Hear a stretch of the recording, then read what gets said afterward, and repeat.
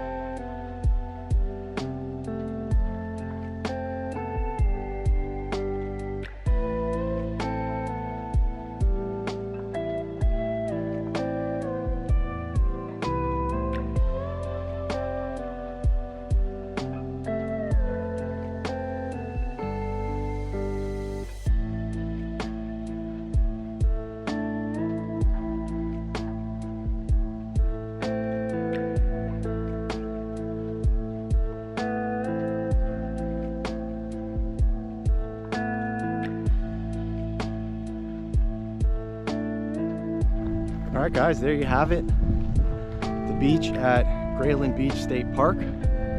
And now I'm gonna head to the lighthouse.